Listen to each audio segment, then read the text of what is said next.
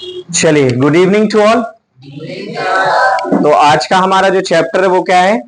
Are environment. कितने marks का weightage है? लगभग 4 to 5 मार्क्स का वेटेज होता है। एक 2 मार्क्स का क्वेश्चन और एक 3 मार्क्स का क्वेश्चन यहां से पूछा जाएगा।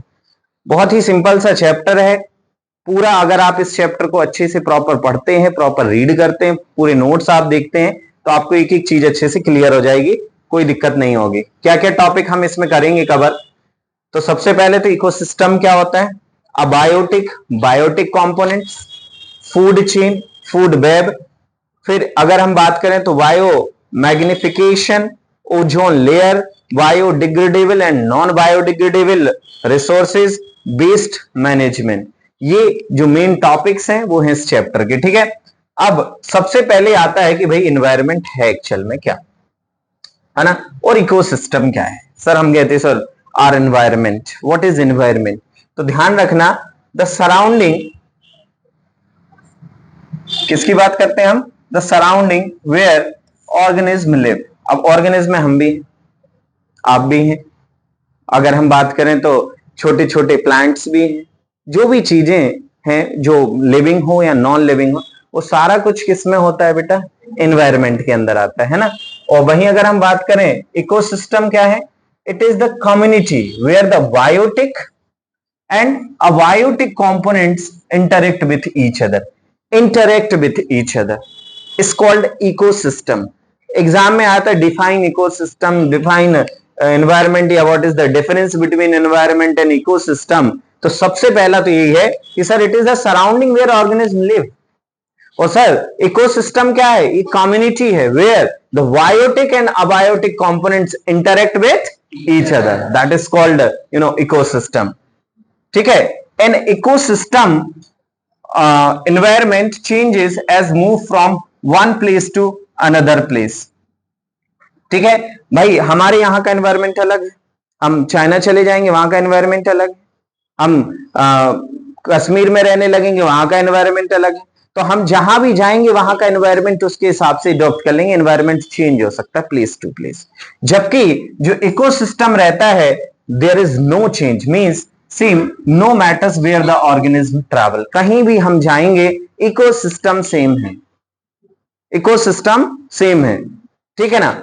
अगर हम एनवायरमेंट की बात करें तो environment is just a place in time, means एक जगह है, एक टाइम के रिस्पेक्ट में। वहीं ecosystem depends upon the all essential life process such as photosynthesis. भाई फोटोसिंथेसिस सागर में जो हो रहा है, वही फोटोसिंथेसिस इंडिया के और जगह पे होगा, या वही फोटोसिंथेसिस किसी दूसरी कंट्री में भी होगा। तो फोटोसिंथेसिस या जो इकोसिस्टम है वो कभी नहीं बदलता, जबकि हमारा जो एनवायरनमेंट है वो चेंज हो सकता है। That is the difference between what? Ecosystem and environment. याद रखेंगे बेटा, यस और नो? चलिए आगे बढ़ते हैं, आगे बढ़ते हैं। इकोसिस्टम के पार्ट कौन कौन से हैं, ध्यान से सुनिएगा। इकोसिस्टम देखो, एक होता है नेचुरल इकोसिस्टम, एक होता है आर्टिफिशियल इकोसिस्टम। इकोसिस्टम हमने अभी बात करी थी, क्या होता है? Interaction between biotic and abiotic. Ecosystem को क्या बताया मैंने? It is the interaction between biotic and abiotic components. Okay fine. तो भाई इकोसिस्टम कैसे बनता है, कैसे कौन कौन सी चीजों से मिलकर बनता है? तो नेचुरल है और एक आर्टिफिशियल। अब नेचुरल इकोसिस्टम में कौन कौन आएगा? एक्वेटिक और टेरेस्ट्रियल। अब एक्वेटिक जैसे कि फ्रेश वाटर, मरीन वाटर और उसके अंदर ये उतने काम के नहीं है, बाकी मेनली आपको याद रखना है। और वहीं अगर हम नेचुरल के अंदर बात करें तो एक टेरेस्ट्रियल इकोसिस्टम होता है। टेरेस्ट्रियल इकोसिस्टम में जैसे कि grassland, desert, forest etcetera, these are the terrestrial ecosystem. अब सर आर्टिफिशियल क्या होता है? हम देखते हैं ना एक्वेरियम, अभी अपने यहाँ कोचिंग में रखा है एक्वेरियम, वो हमने एक कैसा इकोसिस्टम जनरेट करा है? आर्टिफिशियली, है ना। आर्टिफिशियल एक इकोसिस्टम जनरेट करा है। तो ऐसे सिस्टम जो इंसान के द्वारा बनाए जाए, किसी नेचर के द्वारा ना बनाए जाए, ऐसे इकोसिस्टम को हम क्या कहते हैं बेटा? आर्टिफिशियल इकोसिस्टम बोल देते हैं। अब अगर हम बात करें टाइप्स ऑफ इकोसिस्टम की, अभी मैंने जैसे बात भी करी ऊपर, तो आपका नेचुरल, फॉरेस्ट, पोन्स, है ना, ये सब क्या है बेटा? आर्ट नेचर, ये हमने नहीं बनाया। जबकि आप देखेंगे तो ये सिस्टम कैसा बनाया गया है, आर्टिफिशियल। आपने देखा होगा जो आजकल जो मॉडर्न फार्मिंग हो रही है, मॉडर्न फार्मिंग, उसमें आप देखते हैं कि प्लांट्स को ग्रो करने के लिए और बहुत अच्छे तरीके से ग्रो करने के लिए हम क्या करते हैं, एक प्रॉपर उसको एक ऐसा एनवायरनमेंट दे देते हैं, पॉली हाउस जिसको हम बोलते हैं, आपने सुना होगा पॉली हाउस। तो उसको क्या किया जा रहा है, कोई भी चीज को ग्रो करने के लिए प्रॉपर नेचुरली ना करके एक आर्टिफिशियल एनवायरनमेंट दिया जा रहा है, that is called artificial ecosystem, है ना। तो जिसमें gardens, crop, field etcetera, these are artificial, basically इंसान के द्वारा बनाया गया है। अब अगर हम बात करें इकोसिस्टम में कंपोनेंट्स कौन कौन से होते हैं, ऐसे कौन कौन से कंपोनेंट्स हैं इकोसिस्टम के, तो अगर हम बात करें दो टाइप के कंपोनेंट्स होते हैं, एक अबायोटिक फैक्टर्स होते हैं और एक बायोटिक। अबायोटिक मतलब, अबायोटिक में आएंगे सर जैसे क्लाइमेट, है ना, और वहीं आएंगे कौन से, है ना। अगर हम क्लाइमेट फैक्टर की बात करें, like rain, temperature, light, wind etcetera, ये सब कौन से हैं, क्लाइमेटिक फैक्टर हैं। और वहीं अगर हम बात करें एडिफेक्ट फैक्टर्स, जिसमें क्या आ जाएगा, सॉइल, पीएच, मिनरल्स एक्सेट्रा, ये कौन से फैक्टर्स में काम करेंगे, अबायोटिक। ये लिविंग नहीं है, लेकिन ये इकोसिस्टम के एसेंशियल पार्ट है। पूरे हमारा जो इकोसिस्टम है, जो इंटरेक्शन हो रहा है डिफरेंट टाइप्स ऑफ ऑर्गेनिज्म, तो उसके एक बहुत इंपॉर्टेंट फैक्टर्स हैं। वहीं अगर हम बायोटिक फैक्टर्स की बात करें, बायोटिक फैक्टर्स की बात करें, तो बायोटिक में कौन कौन से, प्रोड्यूसर, कंज्यूमर और डिकम्पोजर। भाई अगर हम बात करें प्रोड्यूसर्स की, तो प्रोड्यूसर्स कौन कौन से होते हैं, ग्रीन प्लांट्स, ऑटोट्रॉपिक, है ना, जिसको हम बोलते हैं ऑटोट्रॉपिक, न्यूट्रिशन जो करते हैं, आपने जो पहला चैप्टर पढ़ा होगा बायो का, उसमें आपने पढ़ा होगा लाइफ प्रोसेस के अंदर, ठीक है। वहीं अगर हम कंज्यूमर्स की बात करें, तो कौन कौन से कंज्यूमर्स होते हैं, प्राइमरी, सेकेंडरी, टर्सरी और क्वार्टरन, है ना। और वहीं अगर हम बात करें डिकम्पोजर्स की, तो बैक्टीरिया, फंगीज, है ना। और तो ये सारे जो फैक्टर्स हैं, ये बायोटिक फैक्टर्स हैं, जो इकोसिस्टम को क्या करेंगे बेटा, इफेक्ट करेंगे। इज इट क्लियर एवरीवन, यहां तक क्लियर है सभी को? अच्छे ध्यान से एक बार रिवाइज करेंगे तो सारा कुछ कहानी क्लियर हो जाएगी। अब बायोटिक कंपोनेंट जो अभी हमने बात करी थी, the non living components of an ecosystem includes the physical environment like soil, water, air, along with the तो environmental, the soil, water, air, along with the inorganic substances like carbon dioxide, nitrogen, oxygen etc. ये सारे components कौन से हैं बेटा, abiotic component है, ये living नहीं है। and the physical factors like climate factors, light, temperature, pressure, humidity also consider as abiotic components। क्या कहलाएंगे, abiotic। water abiotic components, air abiotic, soil, sunlight, temperature, ये सारे components क्या हैं बेटा, abiotic components हैं। is it clear everyone, yes or no? अब वहीं आते हैं biotic components पे, biotic components। तो the biotic components of an ecosystem or the living components of an ecosystem is the community of organisms, means like plants, animals, which made up of many different interdependent population. The biotic community includes three types of organisms. सबसे पहले producers, क्या, producers, दूसरा consumers, तीसरा decomposer, है ना। अब भाई अगर हम बात करें प्रोड्यूसर्स की, तो प्रोड्यूसर्स क्या हैं, विच सिंथेसाइज देयर ओन फूड, जो अपना फूड खुद प्रिपेयर करते हैं, है ना, क्या करते हैं, अच्छा। और ऐसे न्यूट्रिशन को कौन सा न्यूट्रिशन बोलते हैं, ऑटोट्रॉपिक। तो ये इनको अगर हम बोलते हैं प्रोड्यूसर्स क्या है ना, तो क्या बोलोगे आप, ऑटोट्रॉप्स हैं। ऑटोट्रॉप जो फूड अपना खुद बनाते, लाइक प्लांट, सबसे अच्छे एग्जांपल्स क्या है बेटा, प्लांट्स। ये कौन से बायोटिक कंपोनेंट्स का कौन से टाइप का उसमें आएगा, प्रोड्यूसर्स में आएगा। किस में आएगा, प्रोड्यूसर्स में। फिर होते हैं कंज्यूमर्स। अब कंज्यूमर्स में भी अलग अलग type, primary consumer, secondary consumer, tertiary consumers, ये किसके अंदर आएंगे? कंज्यूमर्स। कंज्यूमर्स में भी अलग अलग। फॉर एग्जाम्पल जैसे अभी आगे तो इस पे चर्चा करेंगे, लेकिन यहां पे ध्यान दीजिएगा। सबसे पहले कौन होते हैं? प्लांट्स। प्लांट्स को कौन खाता है? रैट। रैट को कौन खाएगा? कैट। कैट को कौन खाएगा? कैट को कौन खाएगा? है ना, डॉग। चलो डॉग बोल दे रहे। इसके बाद या कैट को स्नेक, है ना, स्नेक। और स्नेक को कौन खाएगा? ईगल, है ना। अब ध्यान से सुनना, ये क्या है भाई? अपना प्रोड्यूसर। ये क्या है? कंज्यूमर। कौन सा कंज्यूमर? प्राइमरी। ये सेकेंडरी, ये टर्सरी, और नेक्स्ट लास्ट क्या बोलते हैं उसको? एक सेकेंड, इसका अभी अपन ने नाम बताया था ना, चलो अभी आगे डिस्कशन कर लेंगे, ठीक है, कोई दिक्कत नहीं। कंज्यूमर्स में क्या आएगा? सबसे पहले which are depends on other of for foods of animals और कंज्यूमर। जो किस पे डिपेंड करते हैं? कंज्यूमर्स पे डिपेंड करते हैं, प्रोड्यूसर्स पे, है ना। अब जैसे हर्बीवोरस, है ना, ये कौन खाएगा? प्लांट्स। कार्निवोरस, जो दोनों को, प्लांट्स हर्बीवोरस को। ओमनीवोरस, है ना, ये कार्निवोरस कौन होता है? जो किसको खाता है? ठीक है। और ओमनीवोरस क्या होते हैं? ठीक है, तो यहां पे ध्यान रखना, लास्ट कौन होते हैं? डिकम्पोजर्स। कौन होते हैं? डिकम्पोजर। और डिकम्पोजर्स कौन होते हैं? Like bacteria, fungus. तो जो डेड हो जाते हैं लास्ट में, उसको कौन वापस से वो प्लांट्स में और सॉइल में डिकम्पोज हो जाते हैं। तो ये पूरी एक चेन बन जाती है, ठीक है। आगे हम इस पे अभी चर्चा करेंगे, ठीक है। तो that is called biotic components. क्या होते हैं बेटा? और बायोटिक कंपोनेंट्स में कम्युनिटी होती, तीन तरीके से हम उनको डिवाइड करते हैं, प्रोड्यूसर्स, कंज्यूमर्स और decomposer. Is it clear everyone?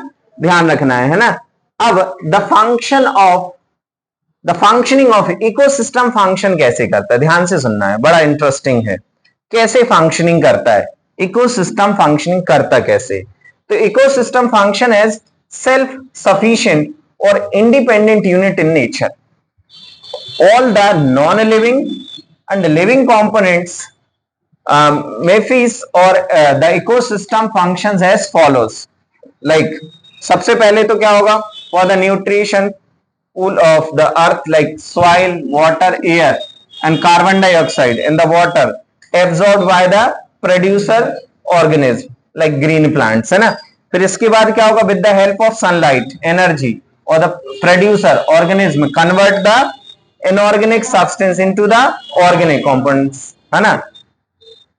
Carbon dioxide which act as food, and the consumers derive their energy directly or indirectly from the producer, and the consumers die, then decomposers act on their dead bodies to return the various elements, है ना। That is called soil, water. Means जैसे आपने सुना होगा एक कि अपन मिट्टी से बने हैं और मिट्टी में ही मिलना है। मतलब क्या है? एक पूरी फिजिकल चेन है भाई। सबसे पहले प्लांट्स ने सनलाइट से एनर्जी लिया, वो एनर्जी हमने खाया, हमें एक एनर्जी मिली, वापस से हम डेड हुए, वो वापस से कहां चला जाएगा, है ना। या फिर जैसे फॉर एग्जाम्पल प्लांट को किसने खाया? गोट। गोट को किसने खाया? गोट को कौन खाएगा? Said, lion. लॉइन डेड होगा, वापस से क्या करेगा? फंगाइज जो होते हैं वो क्या करेगा? उसको डिकम्पोज करेगा और वापस से वो एक पूरी चेन बन जाएगी। तो दैट इज द एक्चुअल में फंक्शनिंग ऑफ द इकोसिस्टम। पूरा इकोसिस्टम एक दूसरे पे डिपेंडेंट है, एक दूसरे पे डिपेंडेंट है। प्लांट नहीं होंगे तो गोट नहीं होगा, गोट नहीं होगा तो लॉइन नहीं होंगे, लॉइन नहीं होगा फंगाइज और ये सब। तो एक पूरी कहानी है, पूरा एक इकोसिस्टम है ना। इसको आपको ध्यान से समझना, that is called functioning of the ecosystem. अब अगर हम आगे बात करें तो an ecosystem involves input of energy in matter which are exchange between living and non living components in the cyclic process, है ना। पूरे एक साइक्लिक प्रोसेस में जो कह सकते हैं जो लिविंग और नॉन लिविंग है एक दूसरे से इंटररिलेटेड। सबसे पहले हमने इकोसिस्टम में यही बात करी थी, है ना। जैसे सबसे पहले अगर हम बात करें अबायोटिक कंपोनेंट्स, है ना, सनलाइट, इसने एब्जॉर्ब करा, प्रोड्यूसर ने, एनर्जी रिलीज हुआ। फिर इसके बाद प्रोड्यूसर ने कुछ एनर्जी किसको दिया, कंज्यूमर। अब कंज्यूमर्स में कई टाइप के कंज्यूमर्स हो सकते हैं, primary consumer, secondary consumer, tertiary consumer. ये कुछ एनर्जी रिलीज करेंगे एनवायरमेंट में, वापस से क्या होंगे, डिकम्पोजर्स होंगे, और डिकम्पोजर्स में वापस से ये कुछ अमाउंट में हीट मतलब एनर्जी लेंगे, और कुछ एनर्जी क्या करेंगे एटमॉस्फेयर और एनवायरमेंट में, और वापस से डिकम्पोजर कहां हो जाएंगे, एक अबायोटिक सॉइल फॉर्म कर लेंगे, एक गैसियस फॉर्म कर लेंगे, या किसी भी फॉर्म में। तो क्या है एक पूरी साइक्लिक प्रोसेस, ठीक है ना। एक, अब क्या ये रिवर्स साइकिल भी हो सकती है, नहीं, एक हमेशा एक ही डायरेक्शन में, यूनी डायरेक्शनल साइकिल है। कैसी है, यूनी डायरेक्शनल साइक्लिक प्रोसेस है, ठीक है ना, ध्यान रखना, ठीक है। चलिए आगे बढ़ जाते हैं। ऑर्गेनिज्म अगर हम देखें तो प्रोड्यूसर्स में ये होगा, कंज्यूमर्स में ये होगा, कंज्यूमर्स में अलग अलग टाइप के कंज्यूमर, प्राइमरी, है ना, अरे यस और नो। और फिर क्या होते हैं, डिकम्पोजर्स होते हैं। तो organism can grouped according to the manner of live in which they obtained their substances from the environment। किस तरीके से वो सब्सटेंस एनवायरमेंट से ले रहे हैं, उस हिसाब से हमने क्या किया गया है, उन ऑर्गेनिज्म्स को 3 कैटेगरी में डिवाइड कर दिया गया है, प्रोड्यूसर, कंज्यूमर्स और डिकम्पोजर। ये आपके सामने है, कौन कौन प्रोड्यूसर है, कंज्यूमर्स है, डिकम्पोजर है, इनको आप ध्यान से देख लेंगे। अब वही बात करें, एक एक करके हम बात करते हैं, प्रोड्यूसर्स कौन होते हैं, कंज्यूमर्स कौन होते हैं, और डिकम्पोजर्स कौन होते हैं, एक एक करके हम सब पे डिस्कशन करने वाले। तो सबसे पहले अगर हम बात करें बेटा प्रोड्यूसर्स की और ऑटोट्रॉप्स की, तो all green plants and a certain blue green algae which can produce food by the process of the photosynthesis. तो वो क्या कहलाते हैं, ऑटोट्रॉप्स, या फिर इनको क्या बोलते हैं बेटा, प्रोड्यूसर्स बोलते हैं। क्या बोलते हैं, प्रोड्यूसर्स बोलते हैं। These are the source of nutrition for the rest of ecosystem. ये बाकी इकोसिस्टम यहीं से है भाई, अगर ग्रीन प्लांट्स नहीं होंगे तो बाकी का कोई ना, तो कंज्यूमर्स बचेंगे, पूरा इकोसिस्टम खत्म हो जाएगा। एक जो डिपेंडेंसी है वो ग्रीन प्लांट्स पे है ना सबसे ज्यादा। तो these all the source of nutrition, rest of the ecosystem, they are टेफाई up to CO2 and release the oxygen in turn into the environment and thus balance the composition of air। Air भी एक बहुत बड़ा factor होता है जो कि एक अबायोटिक कंपोनेंट्स है, ठीक है। तो इस तरीके से इन्हें क्या किया, खाना बनाया, फूड ग्रो हुए। अब इन पे डिपेंड कौन करेगा, बाकी के अदर। तो यहां पे एक सबसे बड़ा इंपॉर्टेंट आता है एक्सप्लेन फूड चेन, और एक और क्वेश्चन आता है एग्जाम में, difference between food chain and food web. आगे अभी हम डिस्कशन करेंगे फूड चेन और फूड वेब, ये बड़ा इंपॉर्टेंट टॉपिक आता है जो अभी हम आगे डिस्कशन करेंगे। तो सबसे पहले अगर हम बात करें फूड चेन की, तो food chain is the flow of food energy from one organism to the next and to next and so on. भाई सबसे पहले यहाँ पे प्लांट ग्रो करा, अच्छा सॉइल के बगैर भी कुछ नहीं होना था, क्योंकि कुछ न्यूट्रिशन, अगर आपने फोटोसिंथेसिस पढ़ी होगी तो यहाँ पे कुछ अमाउंट में न्यूट्रिशन इसको यहां से मिलेगा, कुछ सनलाइट से मिलेगा, ये ग्रो करेगा, यहां से इसने एनर्जी ली, है ना, या फिर इसने कंज्यूमर जिसको हम कहते हैं। फिर यहां पे क्या हुआ, इसको एक प्रॉपर एक चेन बनी, तो यहां पे ये प्राइमरी, ये सेकेंडरी, ये टर्सरी हो गया, और फिर लास्ट में कौन होता है, डिकम्पोजर। तो एक प्रॉपर एक फूड चेन यहां पे फॉर्म होती है, ठीक है। तो द टॉपिक लेवल, अच्छा ध्यान रखना, जो एनर्जी का ट्रांसफर होता है, अब जैसे आपने फॉर एग्जाम्पल आपकी क्लास में टॉपर्स होते हैं, है ना, first rank, second rank, third rank, fourth rank, fifth rank, sixth rank, like wise. ऐसे ही जो एनर्जी होती है इनको रैंक वाइज हमने बांटा, और उन रैंक को हम बोलते हैं ट्रॉपिक लेवल। अभी हमने बोला इकोसिस्टम के 3 मेन पार्ट्स हैं, कौन कौन से, प्रोड्यूसर्स, कंज्यूमर्स और डिकम्पोजर्स।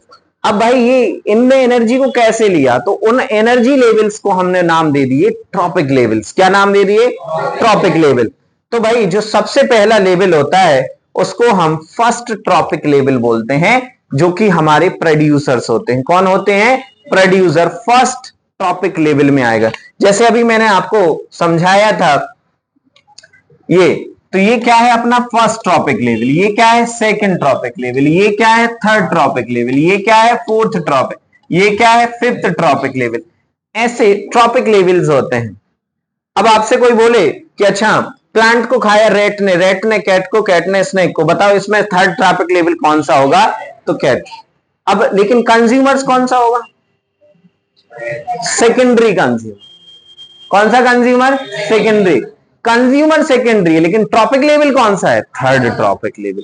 एनर्जी कैसे ट्रांसफर, यहां से एक क्वेश्चन और बड़ा इंपॉर्टेंट क्वेश्चन होता है एग्जाम में, 10% लॉ। कौन सा लॉ?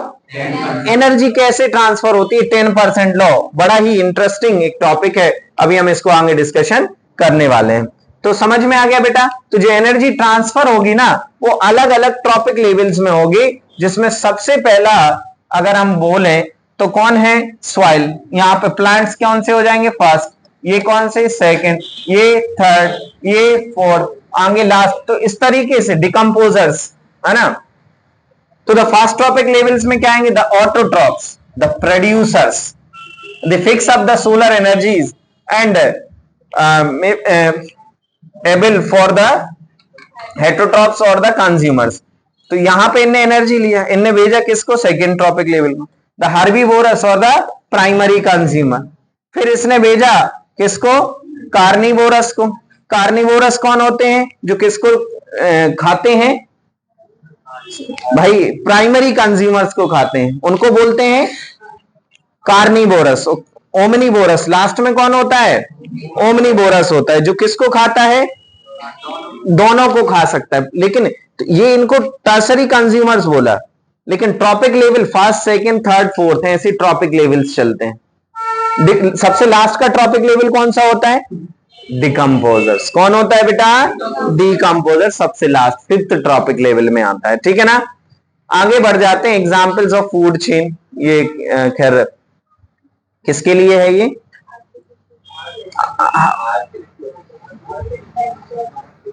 नहीं, ये उसमें आएगा, एक्वेटिक में आएगा। एक्वेटिक के लिए उतना इंपॉर्टेंट नहीं है। चलिए, loss of energy in the ecosystem and the 10% law समझिए ध्यान से, बड़ा ही इंपॉर्टेंट है 10% लॉ। भाई मैंने प्लांट्स ने 100% एनर्जी ली, अब प्लांट को खाया मैंने, तो प्लांट की जो 90% एनर्जी है वो वेस्ट हो जाएगी। 90% एनर्जी क्या हो जाएगी? अब क्यों, कहां जाएगी सर वो? तो भाई बाकी भी तो लाइफ प्रोसेस हो रही है। बाकी लाइफ प्रोसेस कौन कौन सी? एक्सक्रीशन, रेस्पिरेशन, रिप्रोडक्शन, मतलब जितनी भी लाइफ प्रोसेस हैं, वो सारी लाइफ प्रोसेस में 90% एनर्जी तो उसमें चली गई, 10% एनर्जी। अब फॉर एग्जाम्पल, अभी फिर से हम उसी पे आते हैं, यहां पे इसने जो भी एनर्जी ली होगी, इसका 10% इसको जाएगा, इसका 10% इसको जाएगा, और फिर इसकी जो 100% होगी उसका 10% इसको जाएगा। मान लो 100 जूल एनर्जी इसके पास थी, तो इसके पास कितनी एनर्जी जाएगी? 10 जूल। कितनी एनर्जी जाएगी? 10 जूल एनर्जी। बाकी 90 जूल कहां चली जाएगी? इन्वायरमेंट को।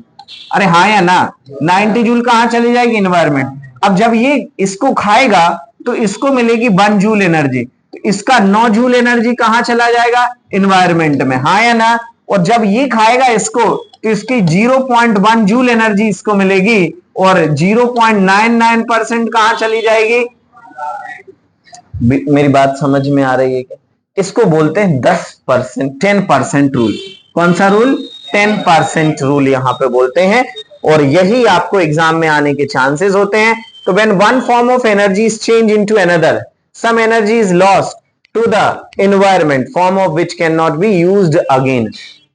It cannot be used again. And the green plants in the terrestrial ecosystem capture about 1% of the energy of the sunlight, and that fall into their leaves and convert into the food energy. Or when green plants are eaten by the primary consumers, then energy is lost by the heat, and the 10% energy can be transferred तो that is called 10% law.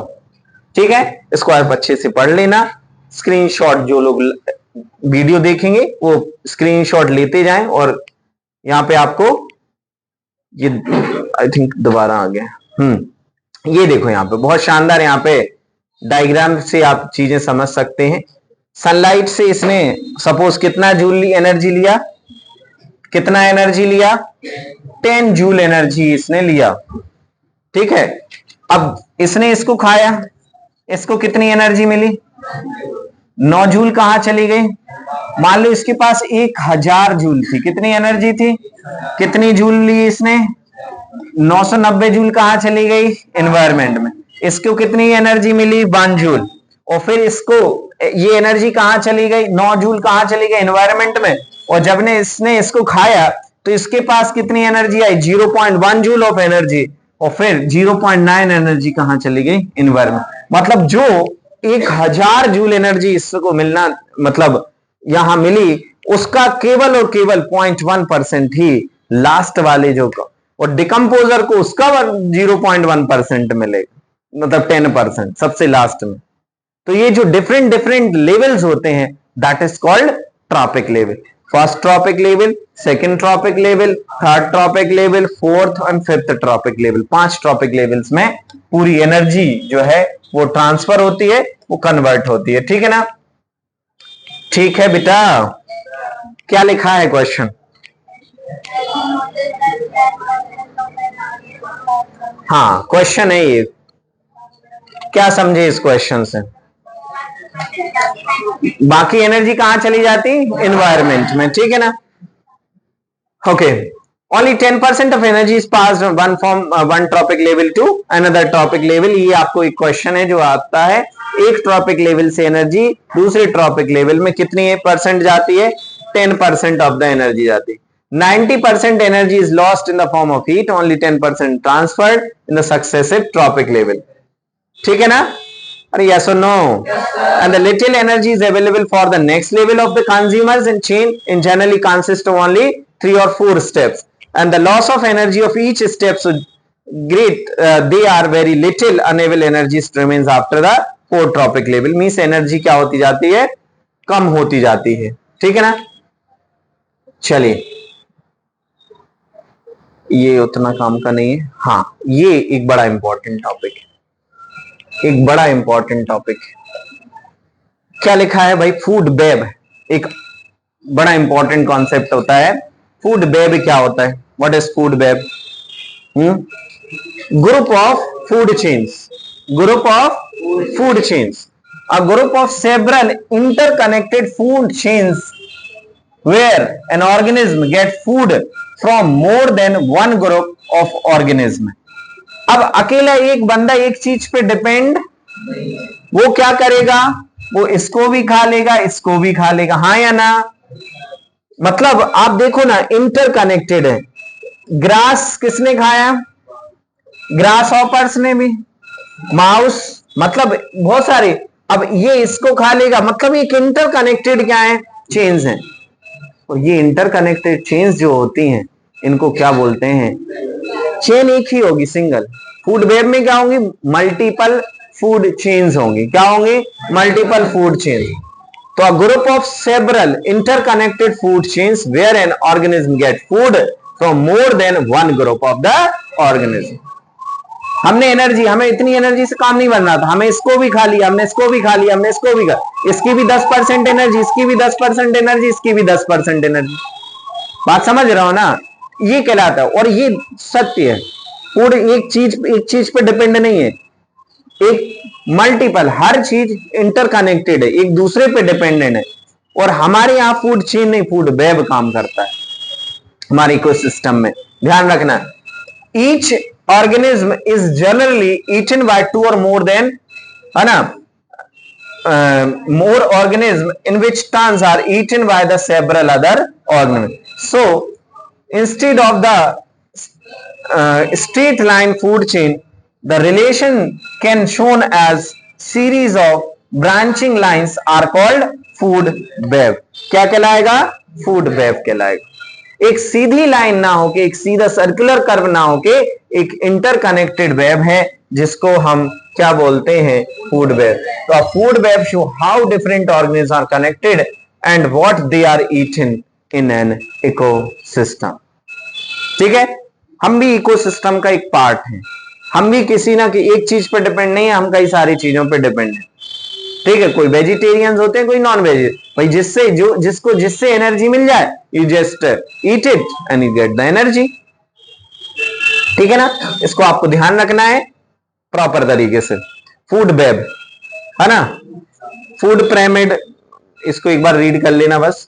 हाँ, that is very very important, that is very very important. क्या है भाई, जल्दी से पढ़ें।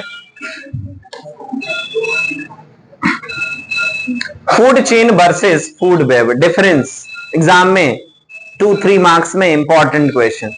तो a food chain is a linear flow of energy and nutrients from one organism to another organism. A food web can be termed as a combination of many different food chains, and relationship between the organisms are called food web. Very very important term. An organism of higher trophic level feeds a specific organism of lower trophic level. ठीक है, an organism of higher trophic level has access of more members as a lower trophic level. ये एक को relate करेगा, higher trophic level एक से relate करेगा। यहां हायर ट्रॉपिक लेवल कई सारे, मतलब समझो एक इंसान के नीचे एक इंसान है, मतलब एक दूसरे पे डिपेंड कर रहा है ना। लेकिन फूड वेब में क्या होगा, अकेला ये एक से नहीं, देयर आर लॉट्स ऑफ। तो जहां पे क्या होगा, एनर्जी इजीली क्या होगी, ट्रांसफर हो जाएगी। And does not affect the adaptability and the competitiveness of organism, है ना, ये इफेक्ट नहीं करता। जबकि the role of improving of adaptability and the क्या लिखा है, कॉम्पिटिटिवनेस ऑफ ऑर्गेनिज्म। अच्छा, इसमें एक चीज फूड वेब में गड़बड़ है। फूड वेब में क्या है, अगर एक ऑर्गेनिज्म हट गया तो बाकी की फूड चेन क्या हो जाती है, अफेक्ट हो जाती है, जिससे ओवरऑल फूड वेब क्या हो जाता है, अफेक्ट हो जाता है। ठीक है ना, तो ये बढ़िया सा एक डिफरेंस है, इसको अच्छे से रीड कर लेना, याद कर लेना। ठीक है ना, ओवरऑल हमने क्या पढ़ा, तो सबसे पहले अ food chain is always a straight, which means unidirectional flow of energy.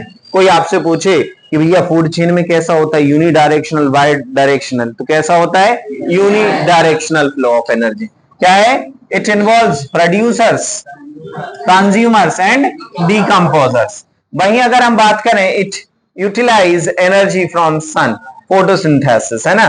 वहीं अगर बात करें, a food chain flow 10% energy law, and for the same reason there are 3-4 trophic levels in the food chain, or it is the basis of flow of energy. Food flow of energy means food in any ecosystem.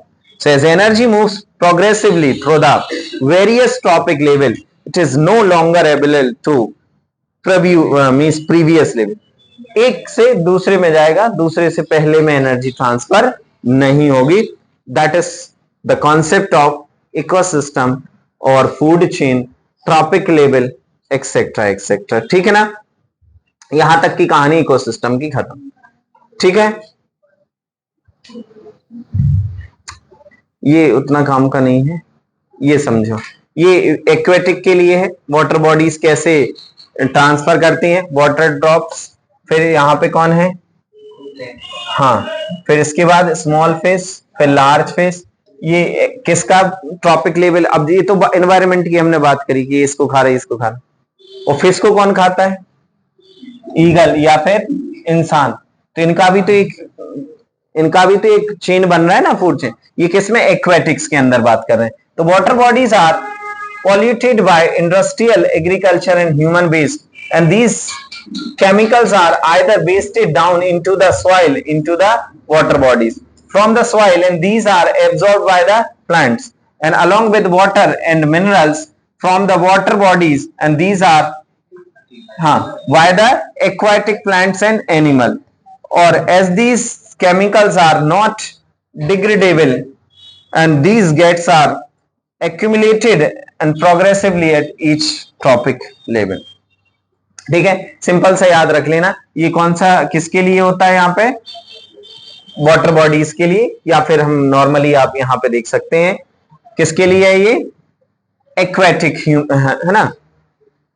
यहाँ पे क्या था, water, यहाँ पे algae बने, फिर उसके बाद एल्गीज ईटिंग इंसेक्ट्स है ना, इंसेक्ट्स ने खाया, फिर इसके बाद फिश, फिर लार्ज फिश और फिर ह्यूमन, एक प्रॉपर यहाँ पे चेन बनी और इस तरीके से एनर्जी क्या हुई, आगे ट्रांसफर हुई। तो as a human being occupy the top level in any food chain and the maximum concentration of these chemicals get accumulated in our body, and this is the reason why our food grains such as wheat, rice, vegetables and fruits or even meat contains a varying amount of and है ना, and these cannot or always be removed by the washing or other means, है ना। तो क्योंकि overall जो कह सकते हैं केमिकल्स या वो थे वो यहां से बढ़ना शुरू हुए और वो हमारी बॉडी के अंदर ट्रांसफर हुए, ठीक है।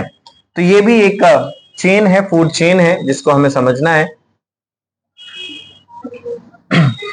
कौन कौन सी एक्टिविटीज हमारे एनवायरनमेंट को अफेक्ट करती हैं, तो ये तो सबको पता है, बस हम जानते हुए भी अनजान बनते हैं, लेकिन हमें ध्यान रखना है, हमारे एनवायरनमेंट को भी प्रोटेक्ट करना है, जिसमें सबसे पहले अगर हम बात करें, it is a troposphere, ozone is however the higher level of the atmosphere that is in the stratosphere, ozone है ना, essential function, it is essential that अच्छा ओजोन क्यों जरूरी है, क्वेश्चन आता है, why ozone layer is essential for our life।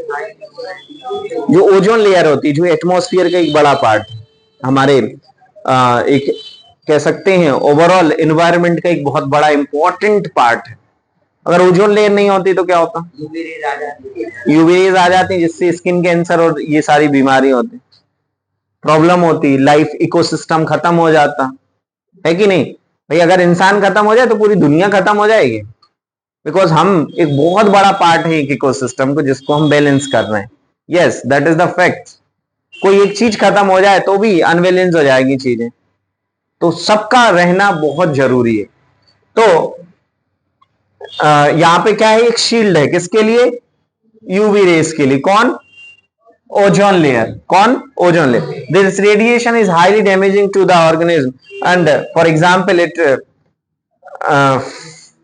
Fine on to cause of skin cancer, ये actual में थोड़ा सा स्पेलिंग मिस्टेक हुई है, skin cancer of human beings, human beings.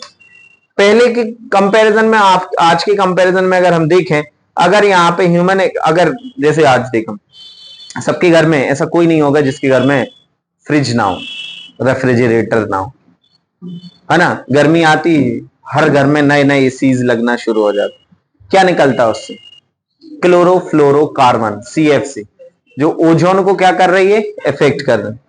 आज हम नहीं रुकेंगे, आज से 1000 साल, 2000 साल, 5000 साल ओजोन लेयर की और ज्यादा जो है होल्स बढ़ जाएंगे, जिससे यूवी रेज और ज्यादा आएंगे, अर्थ का टेम्परेचर बढ़ जाएगा, जिससे इकोसिस्टम धीरे धीरे खत्म हो जाएगा, लाइफ खत्म हो जाएगी। समझ रहे हो ना बात को। तो ये बहुत जरूरी है कि हम चीजों को समझें और उसको प्रोटेक्ट करें, ठीक है ना। ये आप देख रहे हैं O2 यूवी रेस, है ना। अगर यहाँ ओजोन है, यूवी को क्या कर लेगा, रिएक्ट करेगा। देखो क्या होता है, एटमॉस्फेयर में होता है ऑक्सीजन, जब यूवी रेज आती हैं तो वो क्या बना लेता है, ओजोन बना लेता है। एक्चुअल में सन से आई यूवी रेज, यहाँ पे O2 था, O2 में एक ब्रेक हुआ यहाँ पे और उसने क्या बना लिए, दो अलग अलग ऑक्सीजन के साथ रिएक्ट करके O3 फॉर्म कर लिया। एक्चुअल में ये प्रोसेस, ओजोन लेयर क्या है, ओजोन कुछ नहीं, जब तक यूवी रेज नहीं आएंगी ऑक्सीजन किस में कन्वर्ट नहीं होगा, O3 में कन्वर्ट नहीं होगा। ओजोन एक गैस है O3, ऑक्सीजन होता है O2, हमारे एनवायरनमेंट में ऑक्सीजन है उसके साथ, लेकिन यूवी रेज आएंगी तो वो क्या फॉर्म कर लेगा, O3, जिससे कि यूवी रेज आगे नहीं बढ़ पाएंगी, वो वहीं एब्जॉर्ब हो जाएंगी। That is actually the function of ozone. अब depletion of ozone layer in the atmosphere क्या है भाई, कैसे हो रहा है डिप्लीशन, तो यहां पे कुछ गैस हैं, गैस मॉलिक्यूल CFC, क्लोरोफ्लोरोकार्बन। ये क्या कर रहा है, ओजोन को रिएक्ट करके ये इनको क्या कर देता है, रिलीज कर देता है। और यहां पे क्या हो जाएगा, यूवी रेज अब अगर यहां हट जाएंगे, यूवी रेज सीधी कहां आएंगी, अर्थ की तरफ, हाँ या ना। तो the amount of ozone in the atmosphere is being dropped, है ना। एंड हाँ, एक बार देखा गया है, कहां पे, कौन सी जगह पे, अंटार्कटिका, आर्कटिक और अंटार्कटिक, पक्का। तो वहां पे देखा गया कि वहां पे ओजोन का पार्ट है ही नहीं, मतलब वहां पे होल है। तो वहां से जो यूवी रेडिएशन होती है वो सीधी अर्थ पे आ सकती है। तो भाई हमें बहुत ज्यादा जरूरी है कि हम ऐसे चीजों का कम यूज करें। इसलिए तो आज आप देखते हैं कि डीजल गाड़ियों को कम कर रहा है, धीरे धीरे धीरे धीरे आने वाले टाइम में गवर्नमेंट ऐसा रूल लाएगी कि जो ईवी इलेक्ट्रिक व्हीकल्स होंगे उनको ही परमिट किया जाएगा, क्योंकि उनसे भी जो निकलने वाला गैस है वो भी कहीं ना कहीं हमारे इन्वायरमेंट को क्या कर रहा है, इफेक्ट कर रहा है, ओजोन को अफेक्ट कर रहा है, ठीक है ना। तो this decreases has been confined to the synthetic chemicals lift chlorofluorocarbon CFC, ठीक है, which are used to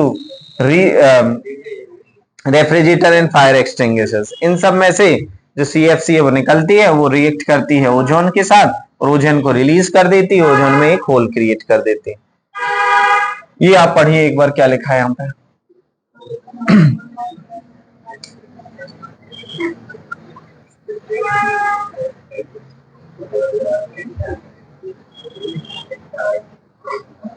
क्या लिखा है यहां पे, ozone hole is region of especially depleted by ozone in the stratosphere of Antarctic, ठीक है, that happens the beginning of the southern hemisphere में जहां से सीधी ओजोन लेयर्स अर्थ में एंटर करें। तो फिर उसके लिए एक यूनाइटेड नेशन एनवायरनमेंट प्रोग्राम बनाया गया जिसका काम है कि ऐसी चीजों को रोकना, उनके यूज को रोकना जिससे कि CFC प्रोड्यूस हो। In 1987 United Nation of environmental program succeed for an agreement of to free CFC production at 1986, है ना, levels, and it's now to mandatory for all the manufacturing companies to make the CFC free refrigerators through the world, ठीक है। ऐसे refrigerators को लेकिन तब भी अभी उस पर उतना ज्यादा है, अभी वो रोक नहीं लगी। धीरे धीरे धीरे ऐसे रेफ्रिजरेटर्स भी आएंगे जहां से CFC, क्योंकि अल्टीमेटली भाई हमें रहना है और रहेंगे हम तब जब हम अपने एनवायरनमेंट को क्या करेंगे, प्रोटेक्ट करके रखेंगे। और उसको कैसे हम बचा सकते हैं, तो यहाँ पे ये एक यूनाइटेड नेशन एनवायरनमेंट प्रोग्राम है, यूनेप, जिनका काम यही होता है एक्चुअल में, ठीक है ना। अब डिस्पोजल्स क्या है, अच्छा आपके हिसाब से what do you mean by disposals और वेस्ट, बताइए जल्दी से, और किस तरीके से इफेक्ट करता है हमारे एनवायरनमेंट को। भाई ध्यान रखना, the disposals waste should done to scientifically weigh, and these are different methods for waste disposals, and the method of used of dispensed on the nature as waste। मतलब यहाँ पे क्या किया गया है, किस तरीके से हमें कौन से वेस्ट को, इसलिए तो आपने देखा होगा गवर्नमेंट गीले कचरे को और सूखे कचरे को अलग अलग कलेक्ट करती है, ताकि उसको किस तरीके से हमें कहाँ डिकम्पोज करना है, वो डिकम्पोजिशन मेथड उनके पास है। प्लास्टिक को कैसे डिकम्पोज करना है, फूड को कैसे डिकम्पोज करना है, ताकि भाई जैसे फूड है, फूड को हम क्या करेंगे, एक खुले एरिया में या कहीं ऐसी जगह इकट्ठा करेंगे जिससे वो खाद बनेगा, वो यूटिलाइज हो जाएगा किस फॉर्म में, मैन्योर के फॉर्म में यूटिलाइज हो जाएगा। तो एक्चुअल में ये फूड कह सकते हैं डिस्पोजेबल मेथड्स हैं, कैसे हमें डिस्पोज करना है। अच्छा, अगर हम बात करें जो रिसोर्सेज होते हैं, कौन कौन से होते हैं, बायोडिग्रेडेबल रिसोर्सेज कौन से होते हैं, बायोडिग्रेडेबल न्यूट्रिशन या कौन है, it decompose naturally in the environment by the action of micro organism. भाई खाना है, फूड है, हमने नॉर्मली खेत के अंदर या फिर एक जमीन के अंदर रख दिया, तो वो क्या होगा, कुछ दिन बाद मिट्टी में कन्वर्ट हो जाएगा। वहां पे जो ऑर्गेनिज्म होंगे, माइक्रो ऑर्गेनिज्म होंगे, वो उसको क्या कर देंगे, डिकम्पोज कर देंगे। और ये इजीली नेचुरली क्या नहीं होता है, डिकम्पोज नहीं होता है। ठीक है, इट इज एनवायरमेंटल फ्रेंडली, क्या है एनवायरमेंट के लिए friendly. It is harmful for the environment, cause pollution. भाई अगर हम बात करें, it is made up of natural ingredients or it is made up of synthetic materials like plastic etc. It can be converted into manure or recycle, इसको recycle करा सकता है। It can be either used or recycle, या तो दोबारा use करो या recycle, decompose नहीं होगा। Examples waste papers, woods, है ना, from mills, food etc. है ना, और यहाँ पे क्या है, प्लास्टिक बैग्स, कैंस, है ना। तो ये सब किसके एग्जाम्पल्स हैं, नॉन बायोडिग्रेडेबल रिसोर्सेज। ठीक है, आप यहां पे देख सकते हैं। ठीक है, किस तरीके से यहाँ पे प्रॉपर तरीके से गार्बेज किस कलर के डिब्बे में, यहाँ पे आप हॉस्पिटल्स जाते होंगे तो वहां पे हर कलर के डिब्बे आपको देखने मिल जाते हैं, 4 कलर के मेनली, है ना। येलो का काम क्या होता है, रेड का काम क्या होता है, ब्लू का काम क्या होता है, ग्रीन का काम क्या होता है। तो ये एक्चुअल में मेथड ऑफ वेस्ट डिस्पोजल्स हैं, कहां पे हमें कैसे उसको डिकम्पोज करना है। ठीक है ना, चलिए इसको एक बार थोड़ा सा देख लेना।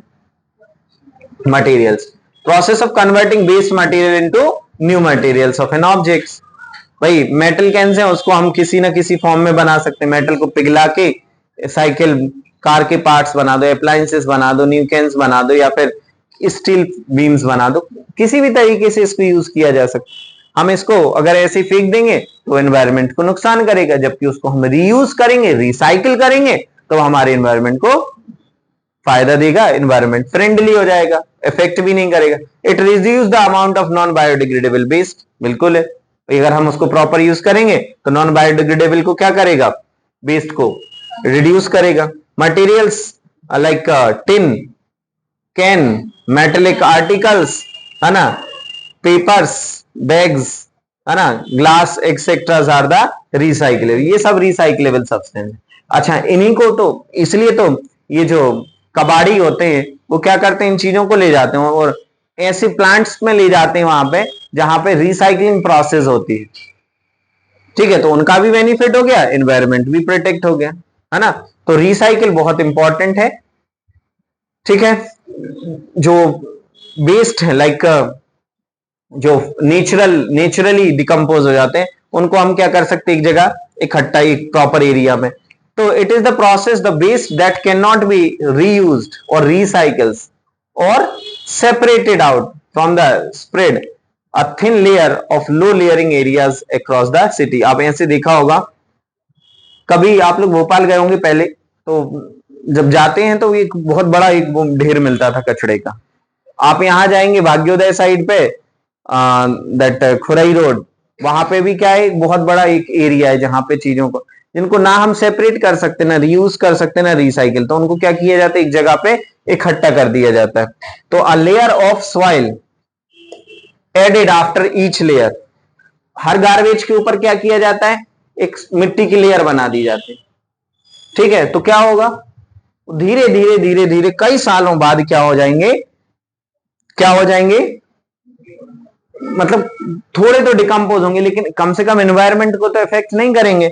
और such lands and area are declared unfit for the construction buildings और द फॉर द नेक्स्ट 20 और 40 ईयर्स और फॉर नेक्स्ट 50 ईयर्स, है ना। ना तो वहां पे प्रोडक्शन होगा, ना वहां खेती होगी, ना कंस्ट्रक्शन होगा, ना किसी भी तरीके से यूज में। तो ऐसा डिक्लेयर गवर्नमेंट की ऐसी जगहों को क्या किया जाता है, और इससे क्या होता है, कहीं ना कहीं हम एनवायरनमेंट को क्या कर रहे हैं, प्रोटेक्ट कर रहे हैं। ठीक है ना। कंपोस्टिंग क्या होता है भाई, ये हमने क्या किया, फूड खाया, अब क्या होगा, ये फ्रूट्स हम फेंक देंगे। बेहतर है कि हम क्या करें, जो घर के गमले हैं या कुछ भी हैं उनमें क्या करें, उनको इकट्ठा रखते जाएं, वो क्या हो जाएगा, प्रॉपर तरीके से डिकम्पोज हो जाएगा और उसमें हम प्लांट्स को ग्रो करेंगे। तो ये क्या है, एक पूरी बढ़िया तरीके से कंपोस्ट लाइफ साइकिल बन गई, जो एनवायरनमेंट को भी इफेक्ट नहीं करा, पॉल्यूशन भी नहीं हुआ, और हमारी सॉइल भी कंप्लीट हो गई, और फिर से हमने प्लांट को ग्रो करा, फिर से फ्रूट्स। तो ये क्या हो गया, एक प्रॉपर साइकिल, इसको हम बोलते हैं कंपोस्टिंग, है ना। ठीक है, तो इनको प्रॉपर तरीके से आपको ध्यान रखना है। फिर होता है, इनकी डेफिनेशंस याद रखते जाओ बस। Burning of substance at high temperature, है ना, टू फॉर्म अ एश, है ना। ये अब इनके एक अलग से प्लांट्स बनाए जाते हैं, ये हम नहीं कर सकते। इनके क्या होते हैं, अलग से प्लांट्स होते हैं, जहां पे जो ऐसे सब्सटेंस जिनको डिकम्पोज करना इजी नहीं होता है, ऐसे सब्सटेंसेस को हम क्या कर सकते हैं, उनको हाई टेम्परेचर पे बर्न करके उनको एश में कन्वर्ट कर सकते हैं और इजीली डिकम्पोज करा सकते हैं। तो commonly use for decompose hospital waste. भाई अगर हम हॉस्पिटल वेस्ट को ऐसे फेंक देंगे तो वो क्या करेगा, एनवायरनमेंट को इफेक्ट करेगा, डिसीजेस फैलाएगा। तो क्या किया जाएगा, उनको कलेक्ट किया जाता है, उनके लिए अलग से एक कह सकते हैं एक जो गवर्नमेंट की एक वैन आती है जो अलग अलग हॉस्पिटल्स का वेस्ट अलग से कलेक्ट करती हैं। वो वेस्ट अपने जो कॉमन वेस्ट अपन जो घरों में गाड़ियां आती ना उसमें नहीं जाता, वो जो जैसे ग्लास जो ग्लास यूटेंसिल्स होते हैं जो ब्रेक हो जाते हैं, या फिर जो इंजेक्शंस के जो वो क्या बोलते हैं निडल्स होते हैं, वो तो नुकसान करेंगे हमारे एनवायरनमेंट को, है ना, और उससे डिसीजेस भी फैलेंगी। तो उनको क्या किया जाता है, उनको हाई टेम्परेचर पे उनको डिकम्पोज करा जाता है और वापस से उसको रिसाइकिल करके यूज कर सकते हैं, ये ध्यान रखना है, ठीक है। सीवेज ट्रीटमेंट, अब सीवेज ट्रीटमेंट आपने पढ़ा होगा, sewage treatments carried out by the sewage of treatments of plants STPs, where sewage is a filtered organic materials in the sewage is allowed to settle down and decompose a large tanks है, वो actual में F I की, जहां F I लिखी के समझ लेना, है ना, टैंक्स, ठीक है ना। और फिर क्या किया जाता है, these waters are from these tanks is cleaned and this release into the water bodies, ठीक है। क्या किया है इसने, अब अच्छा सीवेज लाइंस आपने देखे होंगे, सीवेज लाइंस आपने देखे होंगे, क्यों बनाई गई, ताकि वाटर लेवल बढ़े, वो जो पानी है वो कहां ना जाए, मतलब फ्लो ना हो, ओपनली ना हो। तो अब क्या होगा, एक तो हम हमारे एनवायरनमेंट को भी हमने क्या किया भाई, अगर गंदा पानी खुले में बहेगा तो स्मेल, पॉल्यूशन, है ना, बीमारियां, डिसीजेस, डेंगू एक्सेट्रा, इन सबको हमने बचा लिया, साथ में हमने वाटर को भी ट्रीट कर लिया, वाटर ट्रीटमेंट प्लांट भी बना लिए, है ना। तो ये आप अच्छे से इसको पढ़ लेना, एक बार याद रख लेना, ठीक है। बायोगैस प्रोडक्शन, अच्छा बायोगैस का भी क्या होता है, प्लांट होते हैं, कहीं भी नहीं, इसका एक प्रॉपर प्लांट्स होता है। इसमें क्या करते हैं, जैसे बायोडिग्रेडेबल वेस्ट होते हैं, like food items, animal waste, organic industries waste, and from the food manufacturing industries sent biodegradation plants. अब ये क्या करेंगे, जो भी प्लांट्स होंगे उनको एक गड्ढे के अंदर क्या कर दिया जाएगा, भर दिया जाएगा। अब biodegradation plants they are converted into biogas. अच्छा बायोगैस क्या है, एक बायोगैस क्या है भाई, एक फ्यूल है, बायोगैस क्या है, एक फ्यूल है, ठीक है ना। With the help of bacteria and fungi और अदर माइक्रोब्स, इनकी हेल्प से ये कन्वर्ट कर जाते हैं बायोगैस में, और ये बायोगैस जो होती है हम उसको यूज कर लेते हैं। And these organism are matters are serves as a food for their micro organism. तो भाई माइक्रो ऑर्गेनिज्म जो भी वेस्ट आए वो माइक्रो ऑर्गेनिज्म उसको एज अ फूड डिकम्पोज कर दिया, उससे क्या निकली, कुछ गैसेस निकली, वो गैसेस हमने इसको एज अ फ्यूल में यूज कर लिया, ठीक है। तो इसको आप अच्छे से एक बार रीड कर लेंगे, बहुत इजी है, कोई डिफिकल्टी यहाँ पे नहीं है, ठीक है। अब कुछ क्वेश्चंस हम यहाँ पे देख लेते हैं, क्या होता है यहाँ पे, फर्स्ट का आंसर क्या आएगा, if the energy is available for the producer's level food chain in the 150 joule, how much energy will be transferred to the tertiary consumers, tertiary consumers?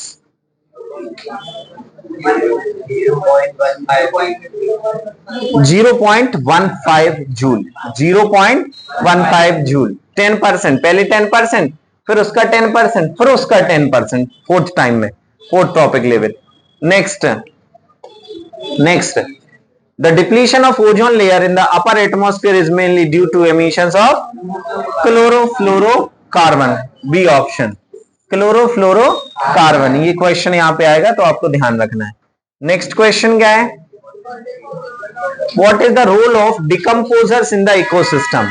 तो क्या काम है भाई डिकम्पोजर्स का?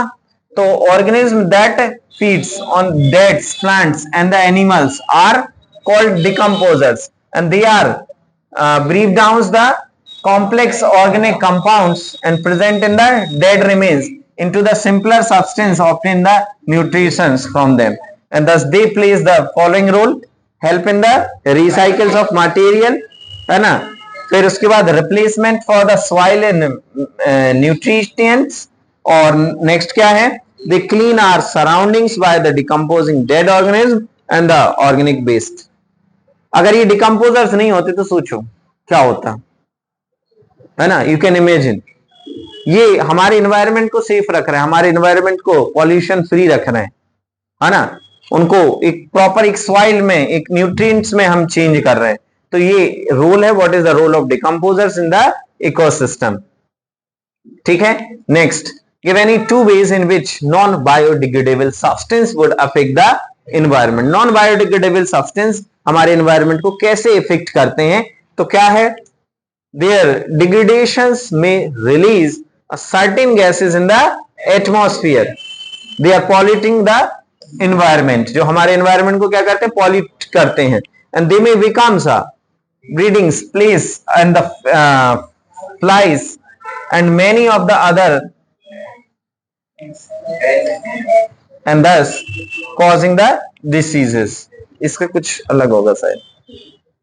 चलिए नेक्स्ट क्वेश्चन, ओजोन क्या है, what is ozone and how does affect any ecosystem. तो सर बहुत, ओजोन क्या है, एक गैस है ना, एक ऑक्सीजन के एटम्स है। It can affect any ecosystem in the following veg, it protect against the UV ray if it present in the stratosphere. आपको आ जाएगा कि ओजोन कहां पे होता है, स्ट्रेटोस्फियर में। If this layer gets depleted, मतलब अगर ये डिप्लीट हो जाए, the UV rays cause the cancer in human beings and also some plants and animals में कैंसर्स, प्लांट्स को सुखा देगा, मतलब बहुत तरीके से हमारे इकोसिस्टम को क्या करेगा, बर्बाद कर देगा, इफेक्ट कर देगा। ठीक है, तो ये आपको ध्यान रखना है। ठीक है, तो ये ओवरऑल जो था हमने पूरा सिस्टम पढ़ा। अब आपको करना क्या है, एक बार एनसीईआरटी जरूर रीड करना, वहां पे आपको सारी चीजें और अच्छे से मिल जाएंगी। कहीं अगर कोई कंफ्यूजन हो किसी भी उसको लेके तो आप जरूर इसमें कल डिस्कशन हम कर लेंगे एक बार। ठीक है, तो पूरा अच्छे से पढ़ लो, कैसे क्वेश्चंस आ रहे हैं, पीवाईक्यूज क्वेश्चन आप एक बार देख लो, अगर नहीं हुआ तो हम पीवाईक्यूज की आपको शीट भी प्रोवाइड करा देंगे। ठीक है, थैंक यू सो मच।